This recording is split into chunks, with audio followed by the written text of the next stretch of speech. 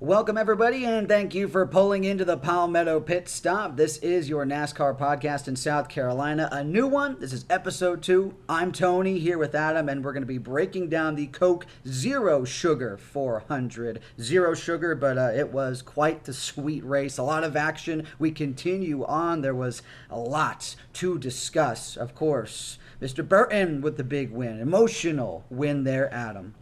Yeah, absolutely. And Tony, I got to say, on my way to and from work today, my car stayed on the road the entire time, which is a lot more than what some of the Ford drivers can say, or any of these drivers these last few weeks, because blowovers, flips have seemingly become regular.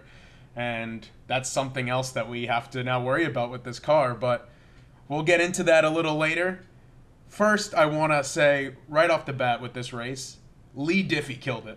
Oh yeah, no, that was really good. I just like the the little Australian flavor he gave to the broadcast. It was fun. I know it's going to be something for folks to get used to. Just over the course of time with NASCAR broadcasters, it's just something new that they're trying to add. But I don't know. I thought it gave a nice little pop to the race and the broadcast, and it's something that could be successful moving forward with him. Yeah, I've heard only good things from fans on other podcasts as well. He made NASCAR seem so serious. I saw a tweet that said it seems like, or he called the race like he'd seen it already. It was incredible, that final call of Harrison Burton winning, saying, "Jeffy, your little boy has done it." It was fantastic, an instant classic, and it made the race feel that much more important. It felt like I was watching the Daytona 500 instead of the Daytona summer race, but it was incredible. I absolutely love him. If there's a way to get him on all 36 races next year, I would absolutely love that. I've loved Lee Diffie since I've started tuning into the Indy 500, and now that he's calling NASCAR, it's amazing. I think it's perfect. It's just what the sport needs now that football season's coming up, and they're going to be competing with football, college football, and the NFL. I think you need a voice like that to really have people take your sport seriously, because first half of the year, a lot of people were complaining about the broadcast over at Fox. There were no complaints this past weekend. I think it was perfect having the wide open coverage, always having a picture-in-picture at a track like Daytona. You need something like that. And then, like I said, Lee Diffie calling it made it feel so much bigger than it already was, in a huge, very important, and very impactful race now that we are entering the final week of the regular season. I'd say it's a good way to put it. Diffie definitely knocked it out of the park, and just coming fresh off of his broadcast for the Olympics, it's something that he's going to just try to build off of, and I truly hope that this is something, as you do as well, will take hold. And his voice is just something you could capture, share a lot more on social media, and that's just what a big factor is in terms of bringing in newer, younger fans. You got to have shareable content, things that are going to be reposted on Facebook, on Instagram, on TikTok, obviously. And his calls, I did see a good amount of those videos that perhaps, you go back a year or two, I really hadn't seen too much of NASCAR on a lot of social platforms, especially in a mainstream sense, but it's just going to continue to hopefully attract more eyeballs and get people to latch onto this and view these races and continue to build on the sport, which is really just circulating a lot of excitement and entertainment. Yeah, I think it's great for the sport. I'm so glad to have Lee Diffie on board, at least through the rest of the season. I'm not sure myself of what it looks like in the future, but I hope he's a permanent fixture in this sport. I think you need a voice like that ever since Darrell Waltrip retired. Yeah, of course. He's such an iconic announcer. You need somebody. Mike Joy, obviously, he's been there for a long time at Fox, but sadly not in his prime anymore. He's an older guy. But Lee Diffie, it could be a bright future ahead for the announcing aspect of the sport. We shall see, and we build off of that. He called a fantastic race and an incredible finish, as we saw it. Emotions at the end, a lot of crashing beforehand, and still a good little shake-up to the playoff hunt. Oh, yeah.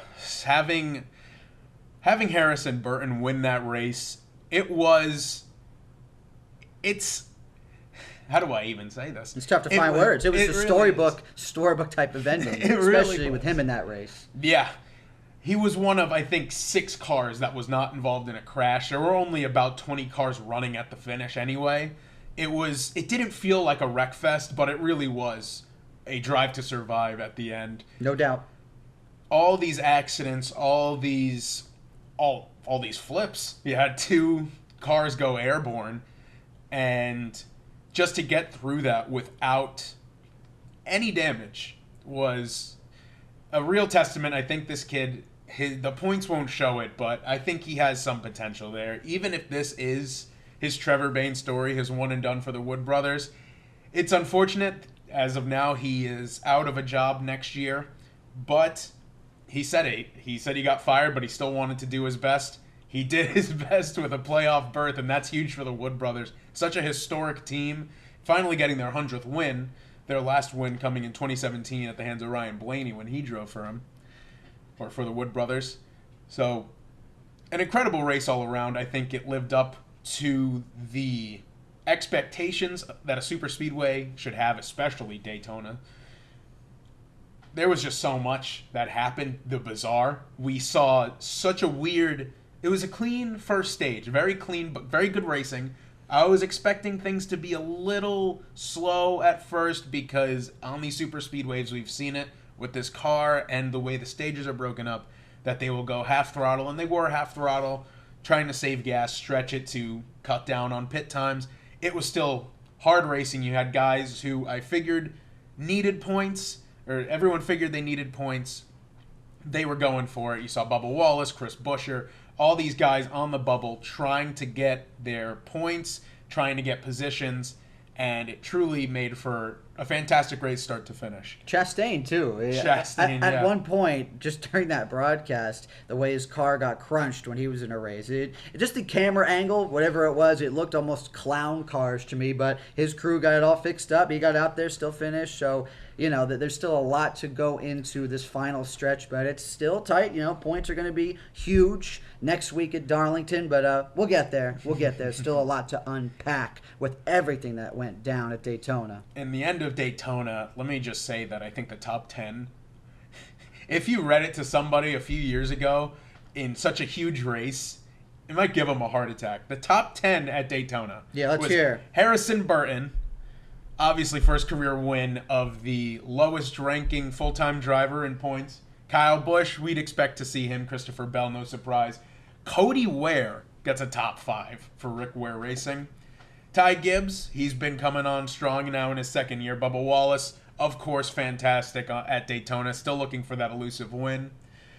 Parker Retzlaff, a huge contributor to how this race ended. Yeah, no doubt. We were not expecting him to have such a heavy hand in how this race turns out. A lot of people have been debating, especially some Kyle Busch fans. Parker Retzlaff's car, Richard Childress backed, didn't help Kyle Busch by pushing Harrison Burton. But you have a guy, he's not full-time. He doesn't know if he'll be a Cup driver full-time. He might be an Xfinity lifer, which isn't bad, and a lot of guys don't even get there. But he saw an opportunity to win, and I can't fault the guy for doing what he thinks he can, or doing what's best to try to get his win, prove himself. I hope that him not letting out of the gas or what the idea would be, don't push Harrison Burton, let Kyle Busch win his way into the playoffs. I think it would be much more impressive that he goes out there and what could be one of his few chances in Cup, try to prove that you belong there. And to be there at the end, to be the deciding factor in Harrison Burton getting that win, I hope some team owners will take notice and maybe give him a chance in the future. But I didn't see anything wrong with what he did. No, I think it was an all right and clean end to the race. It was clean as it could be. And these young baby-faced guys, some of these guys out there making these runs at the end, not recognizable to the casual NASCAR fan if you'll continue to read off some of these names just from top to bottom. And it's just what really made that shakeup all the more interesting at the end of the race. You're not really seeing too many household names the way this one ended. Yeah, we have finishing out the top 10, Keselowski, no surprise there, finishing 8th. Daniel Hemrick, though, at the top 10 and 9th. There you go. Surprising to see him. And then Chris Buescher needing a big points day. He's currently in the playoffs with Bubba Wallace being the guy him and Ross Chastain being the odd ones out. Yeah, they're outside looking in for the time being. Yeah, and it's going to come down to Lady in Black to try to get into the playoffs, but it's going to be quite the race. But I really want to point out the incredible success that Ford was having during this race. Yeah, it looks obviously good. winning, dominating. Joey Logano, Michael McDowell, Josh Berry, all these Fords just leading the way for most of this race. Of course, you had a few guys. You had your Toyotas. Bubba Wallace was up there. You had Kyle Busch, of course, in it at the end with the Chevy. But it was a lot of Fords. It was Ford's day, and they paid off with that finish, with that win. But let's get into some of the weirder stuff. Daniel Suarez, the first DNF of the race. Yeah. He sadly finishes 36th, thankfully locked in with his win at Atlanta. He had possibly the strangest DNF I've ever seen, where they pull into the pits a little wrong, or Denny Hamlin does, and Denny Hamlin can't quite get out of his pits, and the spilled fuel in his pit stall ignites on the backfire, lights the car on fire, ends his night. I've never seen anything like that, where a routine pit stop just ends a race because of an unfortunately timed backfire out of Denny Hamlin's car. But unfortunately for Daniel, thankfully, as we said, locked into the playoffs. With Atlanta as the first race, we could see him repeat and advance. Things after the first stage where Josh Berry got his first career win. As we said, the Ford's doing very well. He was solid for a good amount of the day, too, really. He just had that, crash at the end. Unfortunately, he had to tap out, but still, very, very solid day from him. There were so many people making runs at the top spot of this race, and it's just so hard to hold on to that lead, all these turns and ins and outs, and just easily liable to be wrecked. Yeah, it's sad. We saw a lot of guys who could have made a run at the end, possibly saved their season. We saw John Hunter Nemechek. He got spun out. Josh Berry, of course, that awful crash. We saw, I keep wanting to say Grant Haley. Not Grant Football Haley. player. From Penn State. Different guy. Justin Haley, who had won this race a few years ago. We saw him. Gilliland as well. Front Row Motorsports living up to their name, starting on the front row with Gilliland and Michael McDowell. Yeah, they were both in pretty good command for, a chunk of that race, fighting back, but just can't get it done with everything that goes into just all these little twists and turns where it gets so tight at Daytona. Yeah, they're on top of each other, and it's always been like that. That's drafting tracks for you. The slightest mistake, which unfortunately cost a lot of drivers their day. The first big one where Noah Gragson got turned by the man of the hour, Corey LaJoie, takes out so many drivers, takes out Hamlin, takes out Chase. Ross Chastain, that's where he sustained his damage and somehow managed to finish this race in one piece on the lead lap. It was incredible. Might not be voted the most popular driver in NASCAR if there was given the choice of the drivers. Yeah, probably not. No, Corey LaJoie not making many friends this year. On or off the track. Might not get invited to the barbecue. No, I don't know. We saw Shane Van Gisbergen. I had a little choke up on his name there. Shane Van Gisbergen's engine expired early. Unfortunately, crowded basically the whole backstretch with his engine failing there. Keselowski getting a restart violation late. And then, as we got later and later into the race, things really got wild. We saw Michael McDowell almost flip. And one thing that I think people didn't really notice at first, that car, thankfully, it was able to stay on the ground and not go tumbling. If it went tumbling, it would have been something similar to Ricky Craven at Talladega in 1996, where he was barrel rolling over a pack of cars.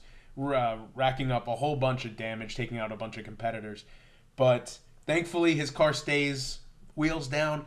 But the rear end of his car, if it had just been a few inches or maybe a few feet, if that, forward instead of back, Alex Bowman was in a really bad spot there. It ended up taking out the rear of his car. Somehow he finished the race as well. He did. He was formidable. Yeah, hung Hendrick in there. in general, they really fought to stay in this race. Elliott was an early retirement, excuse me. Kyle Larson was up there, and then he wasn't, and then he wasn't, then he wasn't. William Byron ended up being a late retirement, but he got tossed around as well. But Alex Bowman, if that car of Michael McDowell goes a little forward, that bumper hits the window net. And I don't want to know what would happen, but that is very concerning that these cars keep getting airborne. And I don't know, I'm no aero engineer. I was just say, yeah, don't have engineering degrees here, but you can look into it. You can understand how it works with these cars and the aerodynamics of it all when they actually do go airborne and get off the road. And it is something that's for sure scary. That maybe you do hope going into the future some advances are made. Something to keep these cars more grounded, because it does seem to happen so often. Almost like these cars just look weightless at times when they take air. Yeah, when Josh Berry's car flipped, and that looked like a toy. It looked like exactly a kid had taken his toy and just tossed it down the street, and it bounced around. Thankfully, he got out no problem once they flipped that car over. I was holding my breath there once he hit the wall, the inside wall upside down. See, and that's the thing. The interior of these cars, advances have been incredible in terms of making the cage actually safe. These guys all padded up, everything, of course, to keep them in a, comfortable spot and, tight in there as best as they can be. But it just looks so bad on the outside. It really does, because Josh Berry, he was doing his interview at the care center like like his engine blew. Like he had sustained no big hit, and yet it looked so vicious. And obviously you don't want these guys taking these hits, especially because he took it upside down. Jeff Burton mentioned it on the broadcast. But he's upside down. He is not restrained by the seat. He is hanging on by his belts. And he's like, you better hope that those belts, you pulled them tight, because that was the only thing holding him in place. Thankfully, he's okay. Thankfully, there were no injuries at this race with as many crashes as they were, or as many big crashes as there were. But things got a little wild still. Obviously, that restart, we thought Kyle Busch was finally going to get it done. He hadn't won at Daytona since 2008. Not his night, sadly. Not to be about half a track away from punching his ticket to the playoffs. It was Harrison Burton's night. And they say that these drafting tracks are a crapshoot and it's just about surviving. That's what Harrison Burton had to do. And he survived. He gets the win. It's really, really unfortunate, because it was such a feel-good win. It was great to have Jeff Burton having his Ned Jarrett, Dale Jarrett moment back in the 90s when Dale Jarrett won the Daytona 500, Ned Jarrett calling it. It should be such a better story, but this win and in format just takes all the attention away. Because now you have these drivers like Chris Buescher, Ross Chastain, Bubba Wallace, these middle-of-the-pack drivers who are very, very consistent. I mean, Bubba Wallace these last few weeks has been, 2311 as a whole, we mentioned it last week, they've been on fire. Unfortunately, weren't able to really avoid all the crashes. Even still, Bubba Wallace finishing 6th after being involved in the crash. He's still got top 10, and he's had a good amount of these finishes, top 10, top 15, but he's just on the outside looking in. Reddick has been the one who's just made that extra step, and Reddick has had a little bit more luck along the way as well. Got 2 wins. Bubba just trying to get off of that playoff bubble, but cannot burst this bubble. He can, and I really want to draw attention to that interview he had after the race. I've seen Bubba Wallace be hard on himself. I don't think I've ever seen him as hard on himself as he was on Saturday night. Just so disappointed that Tyler Reddick, I mean, in his words, he have one car who's leading the points, one driver, Tyler Reddick, of course, in first, able to open up a bit of a lead, now 17 points over second place. It kind of helps when the top 5 don't finish the race. But you have him battling for the points lead, and then you have Bubba Wallace trying to just make the playoffs. And he said, I just can't get it done, and you need to get it done in this league. So there's no one else to blame but himself. I don't think that's necessarily true. NASCAR is a good portion talent, but there's a big, big factor of luck. And there have just been some mistakes where that have just been out of his hand. Look at last week at Michigan, where he looked like he could win a stage, and that would have been huge for the points. Denny Hamlin spins out. He doesn't win the stage. He gets wrecked on Monday by Kyle Larson getting loose. Some of these things are just out of his hands. He probably could have won Michigan. He could have, at the very least, maybe had a top 5, which is much better than running in the back just trying to keep pace in 20th. It's unfortunate that a driver like that is going to, unless he has a flawless day at Darlington, or a flawless night, I suppose, unless he has that perfect night and maybe wins, he might be on the outside looking in and miss the playoffs, which would, I think Bubba Wallace in the playoffs, I don't consider Bubba Wallace to be the elite tier, the Denny Hamlin, the Kyle Larson, prime Kyle Busch, but I think there could be a road for Bubba Wallace similar to Ryan Blaney last year. Ryan Blaney won in with his Coke 600, and he just won at the right times in the playoffs. He ended up winning the championship. I think Bubba Wallace can do that at some point in his career. He just needs Lady Luck to stop dealing him these hands. Because to survive a night like Daytona, finish 6th after crashing, and it doesn't matter because Harrison Burton ends up winning. That's just out of your hands at that point. Well, that's the thing, too, and going to need Lady Luck at the Lady in Black. That's what he's going to need as we go on forward. And it really just goes back to the point of, you could even apply it to regular life.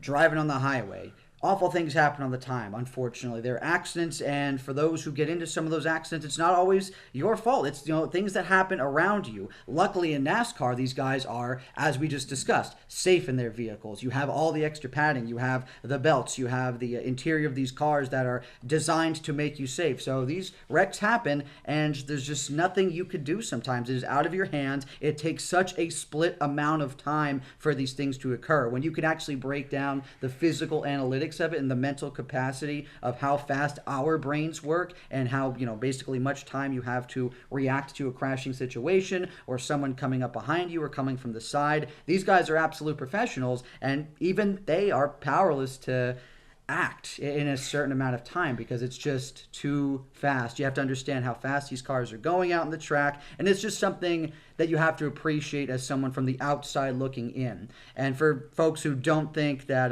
NASCAR is a tough thing to do or thinks that they could just jump in a car and do it, it's like, it's not. It is far from that simple, my friends. Yeah, it's far from easy. Excuse me, can't speak for a second. I watched the race recap this morning, and I noticed Kyle Busch, when Michael McDowell was upside down, Kyle Busch was in a perfect bubble up against the wall, where if McDowell starts flipping, that's his race. That's his night. It's over. There's nowhere for him to go. Because McDowell stays down, Kyle Busch is able to just slow down enough and then move out without any damage. There are incidents in NASCAR every week where the smallest of margins determine an entire race, and that's one example. In a crash like that, you could be Alex Bowman, where you get the rear end of your car ripped off, or you could be Kyle Busch, where you're in a perfect pocket, you just manage to slip through. And unfortunately, there have been drivers this year who have been on the bad end of that, who probably deserve to be in the playoffs, but with the way things are, they're gonna have to fight. And speaking of the playoffs, we have a few guys who are battling. We mentioned Bubba Wallace, Chris Buescher, Ross Chastain. They're fighting for that last spot.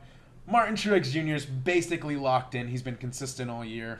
Unfortunately, at Daytona, again, wrapped up in things late like he was at Michigan, but he would need to have a catastrophic day. That's what I'm going to say. If there was an analytics standpoint to that, it would be maybe a couple percent, if that, not even. Are we talking decimal points here? It'd have to be crazy bad luck or something to happen for him not to make the playoff. He should be a lock, but there is I believe, a 1-point margin for error. So I'm no expert on the points, but the most points a driver can gain is 60 in a race. Okay. Martin Truex Jr. is 58 above the cut line. All right. So if he finishes dead last, first lap engine blows, and we have, I don't even know who would have to be. I would suppose it would be Ross Chastain or Bubba Wallace, one of those guys looking in at the moment, just dominate basically a Jeff Burton at Loudon in the early thousands where they lead every lap. Okay. You would need a perfect day and win to knock Martin Truex out. He should be safe. if I'm him, play the race safe and just focus on Atlanta, getting a win in this final season of full-time racing, maybe make one last run at the championship. He's done it before. He has that 2017 championship where even in the Latford system he would have won. He was just that good. And the career of Martin Truex Jr. is so unique because now we see him as a competitor week in and week out. And there was a point in his career where you would tune in and it was almost at the Jimmy Johnson level where it was, oh, this guy's winning again. But if you look back at the beginning of his career where he wins in 2007 with Dale Earnhardt Incorporated, and then he doesn't win again for a few years until he goes to Michael Waltrip Racing. I think Truex, once he retires, the opinion of him will be such a story. It'll be seen as a story of overcoming these odds of he was involved in Spingate. He was involved in Michael Waltrip Racing, possibly at their best, but also at their death. And to take a team like Furniture Row and win a championship only for the team to shut down a year later anyway, I don't think enough can be said about Martin Truex. I don't think anyone's saying anything bad about him. I don't think anyone calls him overrated. I think he's a great, great driver. And he's one of the few that I've been able to watch his entire career. And it's been a blessing. I'll say that, just to see everything he's gone through. So I hope that he can win at least a race, go out on top. Unfortunately, Kevin Harvick last year wasn't able to do that in his final full-time season. Martin Truex, I'm hoping to see him in victory lane one last time before his career full-time racing is over. He did mention that I think he's searching or finalizing something to run the Daytona 500 at least one more time. It's so crazy to think that a guy like him never ended up winning on a drafting track. Just, he's been so good at all these other tracks at Sonoma, Dover, all these tracks, and yet drafting tracks always seem to elude him. But he should be safe. Darlington should not be an issue for him. Ty Gibbs a little less safe. He is 39 points above the cut. Not great at Darlington, but he's also only raced there a handful of times. He finished second in the spring. Who knows what we're going to see out of him. He's been improving steadily over these last 2 years now in his sophomore season. He could be someone we're looking at in victory lane come Sunday. Could be, especially with things on the line. And he is someone who still has to get to the point of not having a catastrophic day, so maybe not being too aggressive depending on what's going on. Of course, you got your spotter, your crew chief, you got, your great team behind you, everyone that's going to be analyzing these things and advising based on how things are looking at the end, because it might just be to the point of, hey, we need to get this race done. We're sitting pretty. These guys on the outside looking in, these guys on the inside looking out, are maybe even having the best days. So you're looking all right. That's the way things are going to be shaking out when it comes down to the last big one before we start these playoffs. Yeah, I think Ty Gibbs, if I expect anything out of him, I would say he'll probably lead some laps, maybe win a stage. I'm not sure, but I think unless something goes wrong, I think he's in for a top 10 finish at Darlington. Joe Gibbs has just been helping him along, and I think he's going to be, I feel, a sleeper in these playoffs. If he can get a win somewhere, finally get his first career win, he can make some noise, maybe even steal a spot of someone during one of these cutoff races before the elimination, before they cut down rounds. Chris Buescher, he probably should have won many races this year. He should have won Darlington earlier, back in May. Got into it with Tyler Reddick. Both of them end up finishing way, way back when Keselowski got his first win. I don't think he got closer to winning than he did at Kansas. Winning at Kansas, only to lose by the closest margin in NASCAR history to Kyle Larson. Yeah, we really can't stress about that one so much. That was an incredible finish. Kansas has just become... I didn't expect Kansas to be the track that everyone looks forward to. Obviously, you have your Talladegas, your Daytonas, but for Kansas to be a track that people circle every year, and to have it included in the playoffs, to get to go there twice a year, a lot of guys, drivers especially, say, maybe we shouldn't go to races twice a year or go to tracks twice a year. I think Kansas is one of the tracks that is kind of the outlier, where I think you always have to go there twice a year, at least in this next-gen car. The racing there is always exciting, and the finishes have been great. You had Hamlin and Larson last year, and now you have Larson and Buescher this year, so who knows what's coming at Kansas in the playoffs. Bubba Wallace, we just went on a rant about him. I think he has a chance. He's done well at Darlington in the past. He had a top 10 finish in the spring. Ross Chastain, he's looked good at this track. I think it's going to be a matter of luck, but these guys who have been great at this track, only one of them is going to be able to win. And who knows if it'll be any of the guys on the cut line. Eric Jones has won this race twice. He's on the outside looking in. Legacy would love for a win just to get them into the playoffs. They are taking such an old-fashioned approach to things. Obviously, 2311 works with Joe Gibbs, the Toyotas there. Legacy kind of on their own with John Hunter Nemechek and Eric Jones. Eric Jones has won with Legacy at this track, so he could end up upsetting. So there's a lot that goes into this, and with the heightened pressure of it being the cutoff race, I'm going to be excited to see how this turns out. To have a crown jewel be the cutoff instead of the first race of the playoffs, I think it's going to make that win so much more important.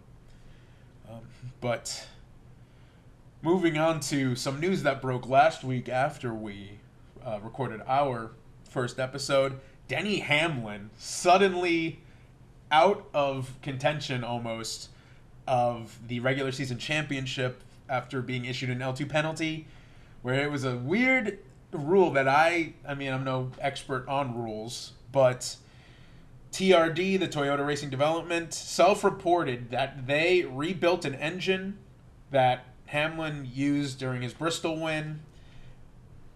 The race-winning engines can be used again, but not before they're inspected by NASCAR. TRD rebuilt the engine before inspection.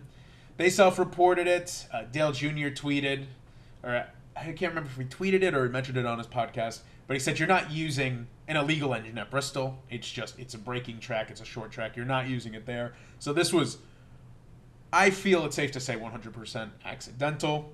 But the penalty of it is 75 driver's points, 10 playoff points. The crew chief is fined $100,000.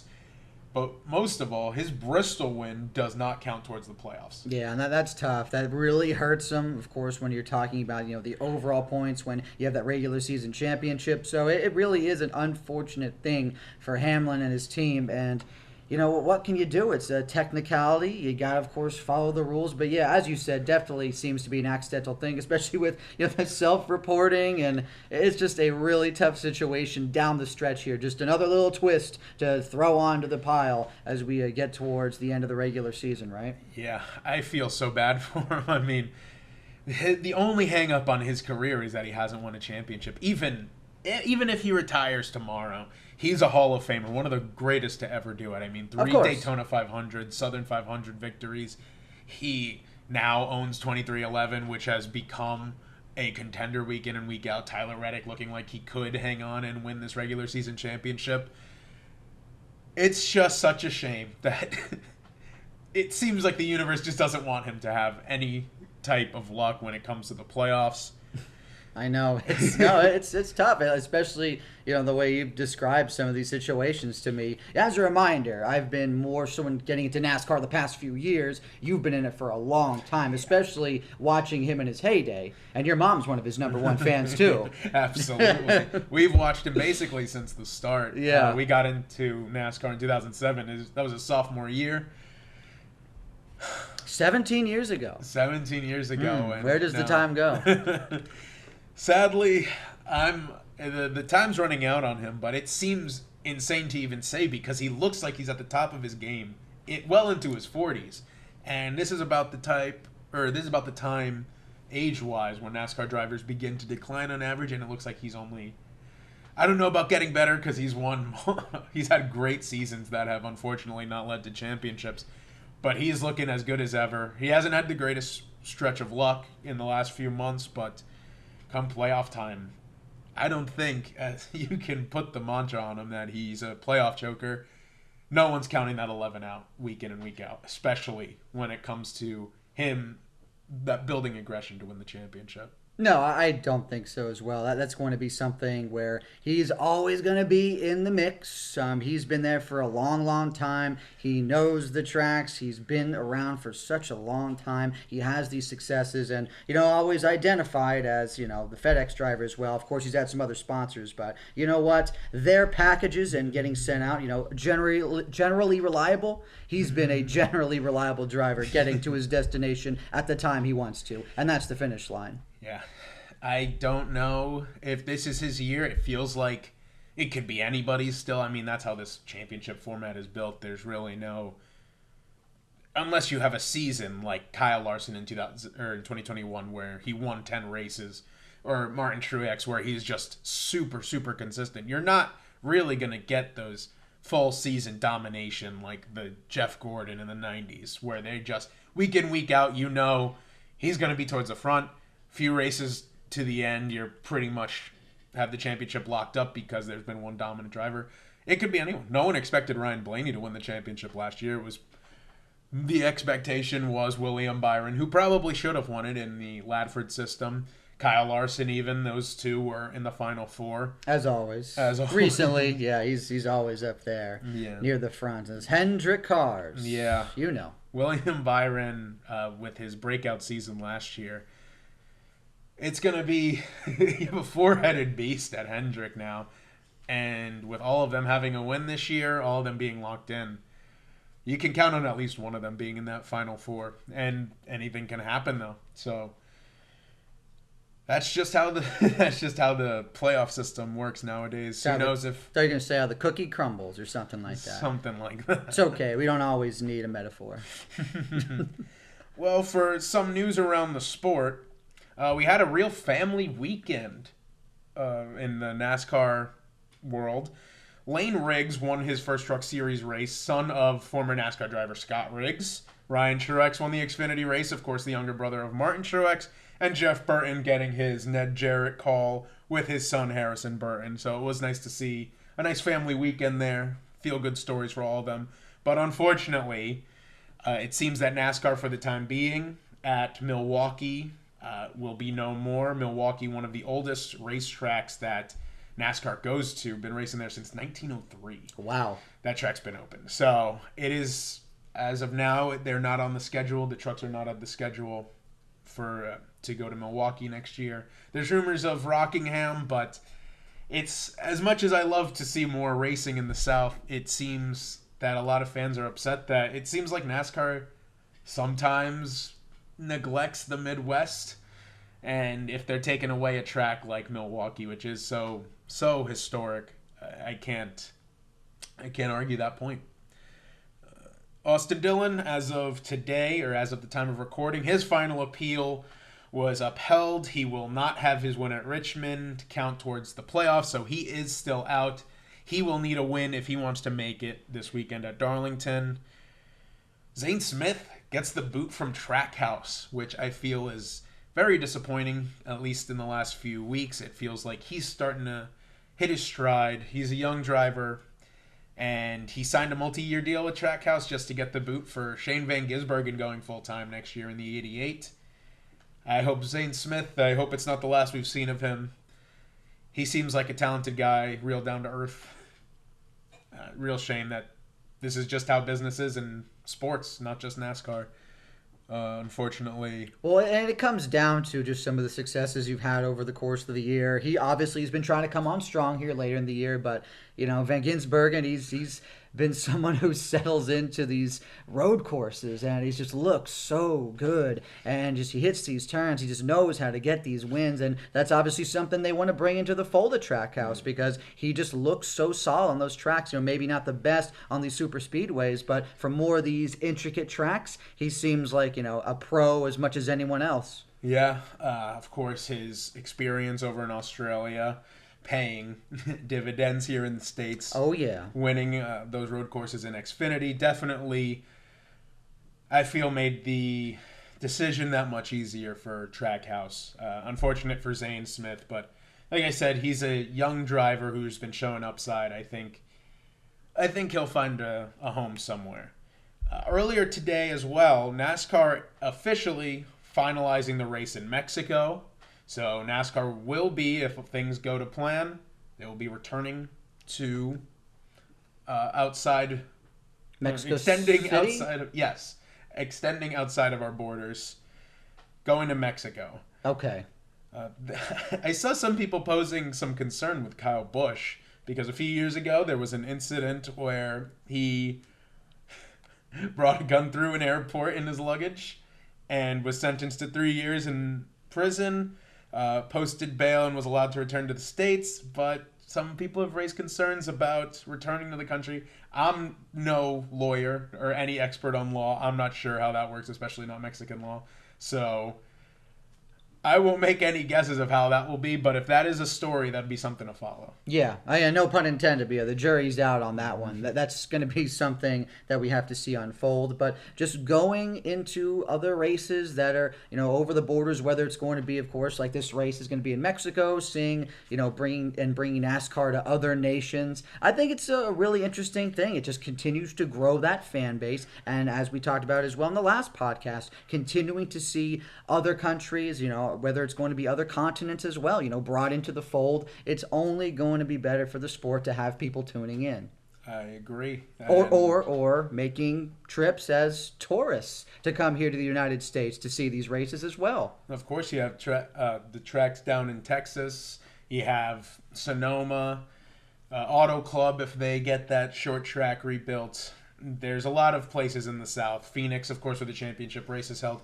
A lot of races in the Southwest that if you get the Mexican audience, maybe they're a little more willing to travel and see some of these races. You get an international crowd. And I would be excited to see where else NASCAR, if this race turns out to be successful, I'd be interested in see what other countries they have in mind. Yeah, doesn't matter. And that they have other forms of racing in other of course. in other countries. Of course, Europe is huge. We've got Formula One, and that's just something you can continue to foster. We've sent so many of our athletes in sports such as basketball, of course, the NFL, and it's grown huge fan bases over in areas such as Europe. And it's only going to bring more money and, of course, eyeballs to the sport, which is just going to continue to let it grow. And I'm sure that they would love to hear Mr. Diffie on the call as well with that Australian voice. Oh, that'd be interesting to hear have a Mexico City race with Lee Diffie. There you go. I would love that. A bunch of blended cultures. There would be obviously the hometown favorite of Daniel Suarez of NASCAR Mexico. Yeah. Oh yeah. I think the jury would be out of who everyone would be rooting for that day. Yeah. That's fair. Of course, it's going to be the same thing of who hosts the Olympics. Of course, over in Paris, it was all Paris fans, obviously. Of course, this is just going to be something where the home nation is going to want to latch on to somebody or a team, or in this particular instance, one lone driver. But I think that's going to be an awesome thing to see. Yeah, I'm really looking forward to it. So, as we look ahead, now leaving Daytona in the past, the final race of the regular season, the Southern 500. As of around 11 a.m. today, I will be attending this race. Ah, yes. Unfortunately, Tony, some scheduling conflicts won't be able to. Gotta work. All right. Gotta work, unfortunately. Yeah. I wanted to go. Unfortunately, somebody I work with is going, so I have to fill in for them, and I just didn't make the call soon enough because I wasn't sure how my schedule was going to be. But I do hope you have a great time. Oh, I'm very excited for it. The first night race I've ever attended, the first crown jewel I've ever attended. I always thought the first crown jewel I attended would be the Coke 600. Didn't get to do that in May. Very excited for this race to be the cutoff. Obviously a very unique situation since it's usually the first race of the playoffs, now the last race before the playoffs. I'm very much looking forward. The race in May was amazing, and under the lights for crown jewel with a spot in the playoffs on the line. I can't imagine it being anything short of incredible. No, especially living here, and I've lived in both areas between, that part of South Carolina, which is called the PD region, named after the Native American tribes that lived there in the past. And of course, descendants still do, but named after the PD tribe. Lived over in Myrtle Beach and now here in Columbia. So just really in between, meshed together. You got Hartsville out that way, Florence, and of course the ever famous Darlington with that crown jewel race now at the end of the year. It is just going to be a fantastic time to be living in this region. I've heard a lot of hype about it, and it just seems like it is growing. Like even living here the past couple of years, I will say, and I can attest to this personally, there just didn't seem to be as much buzz about it as there has been in this particular year. I'm not sure what has changed. Obviously we're further away from the pandemic. Maybe just more eyeballs on the sport. More people tuning into NASCAR for certain reasons, whatever they may be. But I'm really happy to see it, especially to be living here in South Carolina. Yeah, it's going to be a good one. I'm excited. I can't wait. I'm counting down the days. So looking ahead to see what the expectations are, Denny Hamlin on his podcast called his shot. He said, "We'll talk to you after we win Darlington this weekend." So look out for that 11 to get that race win bonus back. Make one last push for the regular season championship. I think Tyler Reddick is going to have that locked up, especially if he ran as well as he did before his incident with Chris Buescher at Darlington in the spring. Denny Hamlin has won the Southern 500 3 times. He knows how to get it done. Kyle Busch, he's won it once, all the way back again in 2008 when he first joined Joe Gibbs. Eric Jones, we mentioned earlier, he's won it twice. Martin Truex Jr., he's won it once. So we have a lot of guys who know how to get it done, who are going to be looking to get it done, especially Eric Jones, Kyle Busch. They know how it's done. Expect them to be a force. We have some guys who have not won a Southern 500. They're locked into the playoffs, but could be looking to add another crown jewel to their resume. William Byron, Daytona 500 winner, of course. Joey Logano, also a Daytona 500 winner. William Byron would be looking to have 2 crown jewel wins in one season, of course, winning the Daytona 500. Joey Logano, it's surprising that Sliced Bread hasn't been able to get anything more than that one Daytona 500. It seems like he's good at just about every track under the sun, and to not have a win at Indy, the Coke 600, or the Southern 500, it's interesting. But with how these Fords have run these last few weeks, and with Keselowski winning, of course, in May, you could see Joey Logano get his second crown jewel win. Especially as he's been up there in a lot of these races. He's just had the misfortune of course, what happened with Austin Dillon and, that tough-looking wreck with McDowell in the last race. So that one looks scary as well, going airborne with McDowell. But this is now something where hopefully luck could be on his side, at least for his team's sake. And this is going to be something where moving forward, he's going to want to be pushing for that race, for that lead, along with a handful of guys. There's going to be so many people fighting for this win, especially if it's going to mean a playoff spot for them. We know how it is getting to the nitty-gritty here at the end of the season, and it is going to be an interesting power struggle for the one who goes and gets that checkered flag first. Yeah, and Joey Logano has won at Darlington, as has William Byron. They have not won the Southern 500. Joey Logano moved William Byron to win at Darlington a few years back, so might expect those two to rehash some history there. Drivers who perform well but haven't won yet at Darlington. Bubba Wallace, we mentioned him. He's going to need a great race or a win. He's, I would say, almost in the same camp as Kyle Busch at this point. I think you have to win. Same with Ross Chastain. I just think running well isn't going to get it done because you have guys who you're going up against who want it just as bad as you do, if not more. So you're going to have to really perform. Christopher Bell, he's been a little hit or miss this year, either winning as he won the Coke 600, if he won the Southern 500 in the same year. Bit historic for him. But with the way he's been racing, where he's either doing very well or he's crashing out, anyone can say it's a toss-up with him. But as for our predictions, last week we were So, Tony, your calls were Denny Hamlin and William Byron to win at Daytona, and I don't believe either of them finished the race. They did not, no. And that's just the nature of the beast. That is Daytona. A lot of guys that are, very good, seasoned racers not making their way to the finish because, they get wrecked. It just gets so tight with those turns, and you're going to be seeing a lot of drivers out there. This has nothing to do even with to the point of, how seasoned you are. It just happens, one little bump and, you get into a bunch of guys and boom, it's like, see you later. You're off the track, and that's, of course, what happens. It's easy to get caught up in just that mess that is Daytona when you're going into it. Yeah, my prediction was Austin Dillon. He did not win, but I did call for the chaos factor, and Harrison Burton certainly delivered on that. I don't think it gets more chaotic than the last full-time driver points-wise winning away into the playoffs. So I'll give myself a half point for that one. Okay, yeah, that's fair. So the crown jewels this year have been a little underwhelming. The Daytona 500 very much follow the leader, half throttle, fuel saving, and then ending under caution when they probably could have thrown it a little earlier to help set up an overtime finish. I think at this point, looking back, we might be a little worn out on overtime finishes, but we had that finish with William Byron winning. The Coke 600 was shortened by rain, so we never got to see Kyle Larson run his double or even attempt it. And it was ended for humidity, for whatever that meant.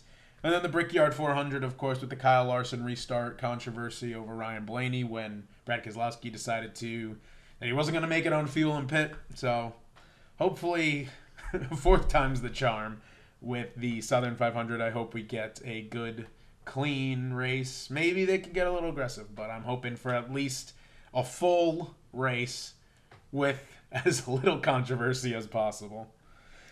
But that those changes it's going to be tough to settle in just because of everything riding on this. And with a lot of guys that are going to be fighting for, the last slot or two, there's going to easily be some drivers out there that are willing to make, a little bit more of some sacrifice decisions, maybe not the smartest decisions.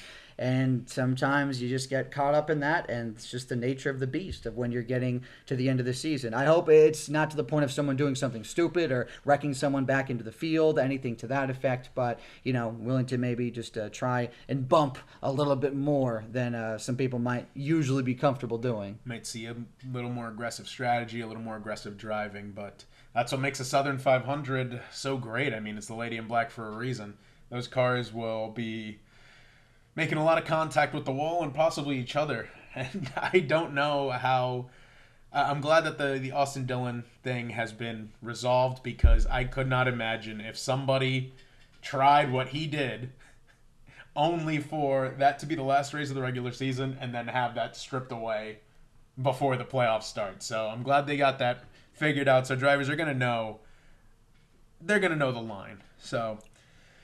as for what we were talking about earlier, Ford did really well in the spring. Keselowski snapped a dry streak that was at the beginning of the year, winning the first race on the season for that new Mustang.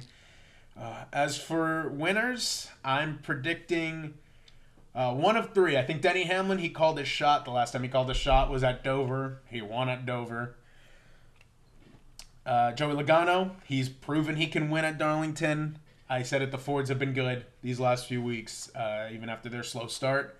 I think Joey Logano has a real good chance at getting his second crown jewel. And my bit of a Hail Mary, the guy who I felt probably had a really good chance at Daytona, I think Josh Berry is going to get it done. Okay. I think he is one of the guys, one of the young drivers who they just need things to go right for once. And with Stewart Haas in their final year, they're going to need something that they can reflect on in their last year to prove that they did not go down, just lie down in their last season. I think Josh Berry, if they can get one more crown jewel for that organization to hang their hat on, I think that'd be great. I think Josh Berry would be the guy to do it out of those four. He has been really good. We've seen over the past few races, even as we were just talking about at Daytona, racing really hard, just a little bit unfortunate, getting wrecked there. Now, for my three, going into this final race, just the way I've been trying to analyze things and just seeing how guys are making these runs, who's been more so up towards the front, who's been having a little bit more of a bad luck factor, I would say my three, and I'm going to go with my first two, and then I think the third is going to be the least likely. But I like Bell and also Logano, as you have. Christopher Bell was high up there for me as well. I was between him and Logano. Yeah, Christopher Bell, I think, can get it done too. He's been having some really good races, really solid. Been liking him. So a career year if he can just clean these mistakes up a bit. Yeah, right. That's what I mean. But he was. People forget he was a Final Four contender last year, so just unfortunate with the brake issue, the brake rotor at Phoenix, but he's there. He's very consistently at the end of these seasons in Phoenix going in for a chance. So don't be surprised if Christopher Bell's there in Phoenix again this year, but he could win. I think he has a good shot this weekend. Ringing that bell. Let's see it for him. So just looking over the standings and, of course, just watching the races with you. Like what I'm seeing, of course, from Mr. Logano as well. He's been right up there. He's been going really strong. And for, of course, my third one, it is going to be your guy upsetting some chaos here at the end. Bubba Wallace taking the win is going to be my wild card pick and really upsetting the playoff balance, sneaking in right after the finish of the Lady in Black. I think it would be interesting if Bubba Wallace can finally put an end to this streak of bad luck.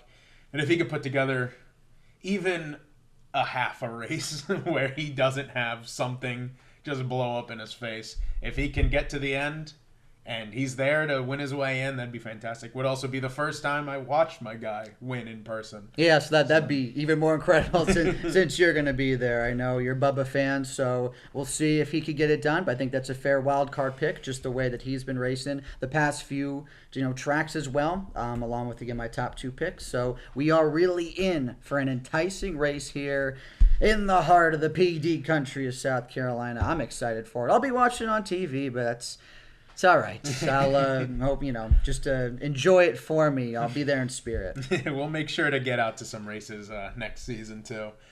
But as we head into our final turn, Tony, I've come up with a little game for you. So you know that I'm a big fan of obscure stats, of interesting stats, stuff like that. I'm not good at math, but I'm a numbers guy. Yeah, so you know a little bit more of this stuff than me, but if you're going to throw some questions my way, I will try my best. Yet again, got to go over this. I'm not an expert. I watched NASCAR as a kid. I've been getting into it recently over the past few years, so I will do my absolute best. It might not be good. It might not be, even remotely good, but we shall see. So I have 3 questions for you. They're pretty obscure. I took some mercy on you. 2 of them are multiple choice. Okay. So, yes. The first question. In the classic Hollywood movie Talladega Nights, Ricky Bobby has a career-threatening flip at Charlotte in his Wonder Bread car. Both times a NASCAR Cup driver raced the Wonder Bread tribute scheme, they flipped the same season. Do you know who those 2 drivers are? Flip the same season. Was one of them LaJoy?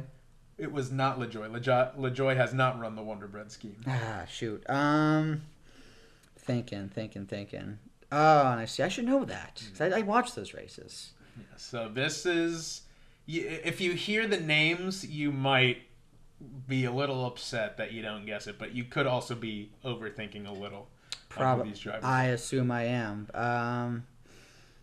Oh, man. Okay. I'm going to take a stab. Is Suarez one? No, I don't believe Wasn't Suarez Trackhouse? flipped. No, it was not. Who was it? All right, so the first one was Kurt Busch in 2013. He ran the Wonder Bread scheme. Okay, well, that's a little while ago. Yes, that one I wouldn't have remembered. Yes, but one you would, and you probably overlooked. Ryan Preece last year flipped at Daytona, at Talladega. He ran the Wonder Bread scheme. Chase Briscoe ran the Cal Naughton Jr. Old Spice scheme. He ran I don't remember him having the Wonder Bread. I mean, obviously you remember the wreck.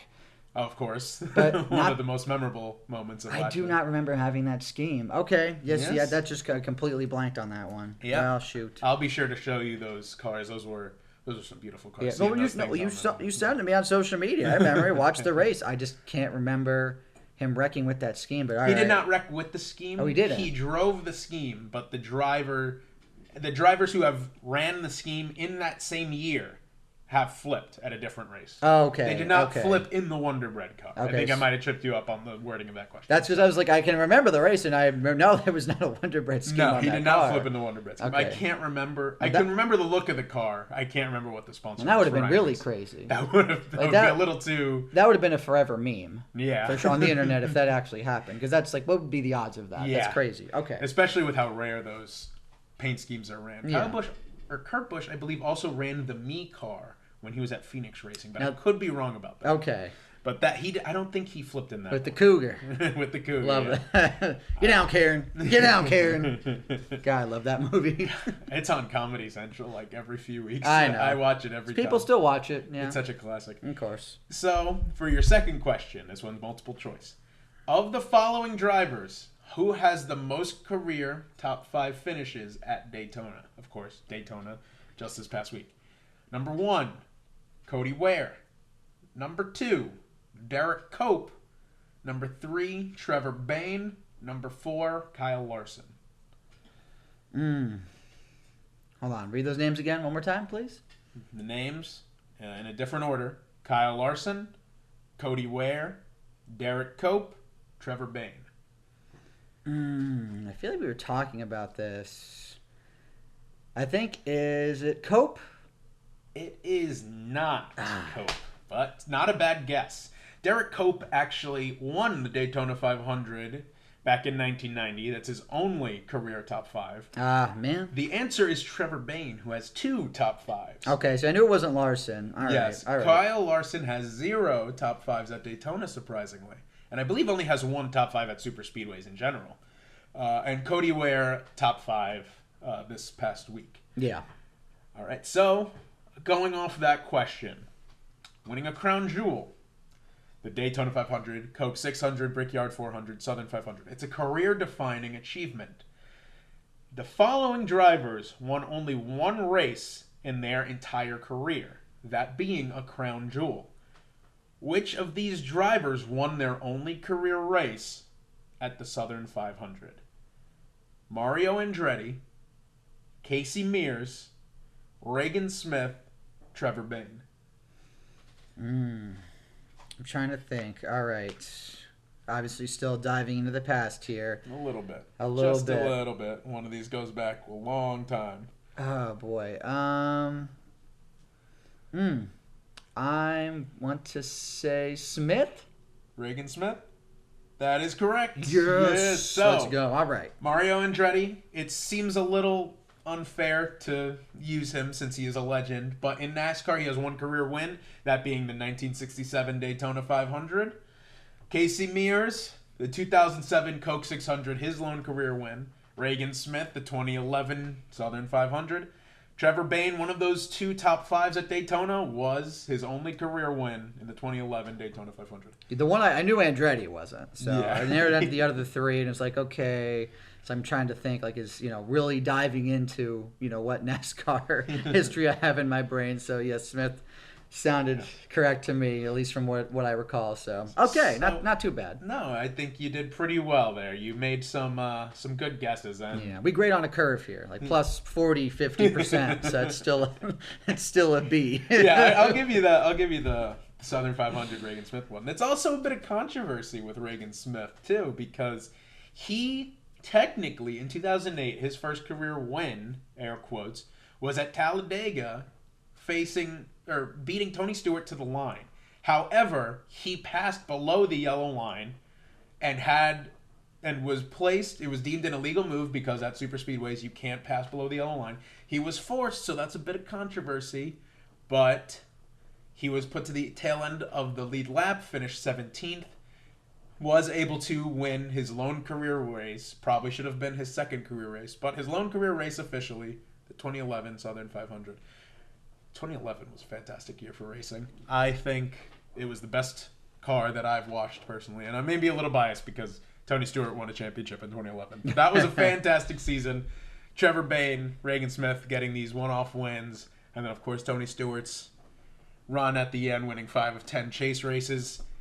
And just those cars look beautiful. They did. The second version of the car tomorrow, where it didn't have the big spoiler, it just had the fin. I think they were great. I love those things. I know a lot of people don't look back fondly on the car tomorrow. big fan, but that was because that was when I was really getting into NASCAR. So a little biased. And it was still really some good racing. Made for amazing racing, just a little too unsafe with that wing. So I see why they had to do away with it. Yeah, the safety protocols are something you always can, hope to make improvements on, as long as it's not, taking away more the integrity of racing. And I think, they've done as best of a job as they can. And it really was, though, a fantastic time going from the late 2000s into the early 2010s. It's still when I was kind of getting out of NASCAR, but even a year like that, and I'm still in high school, I'm not really that big into NASCAR, just watching some races casually. And as far as I can remember, it was some fantastic racing. And now, even though it's been a little bit more of a hiatus for me in terms of seeing things in depth and actually making deeper dives into the drivers and the analytics and how things are changing in the sport, and more fans are trying to find their way to the sport, it has been very rewarding for me personally, and I'm happy to be here. Yeah, and we're happy to have you. Always glad to welcome new fans to the sport. So that was the goal of this podcast, to try to be a bit of a bridge for older fans to connect to the newer fans. Reborn fans. Or well, either way. We'll take all kinds, whatever. Yep. Well, next week, Atlanta, first round of the playoffs. And at a track like that, anything can happen. So, lots to really focus on now coming out of once next episode airs. With Darlington, at that point, will be in the past. And looking forward to the first race. We'll have our playoff field, and I think we can maybe do a little bit of a March Madness style bracket. Oh, okay. See who can get a better vision of what this chase will be what these playoffs will be once our field is set. So, thank you guys for watching. Really appreciate it. Thank you for tuning in. Yeah, thank you for stopping by the Palmetto Pit Stop. I'm Tony. He's Adam. We'll catch you next time, everyone.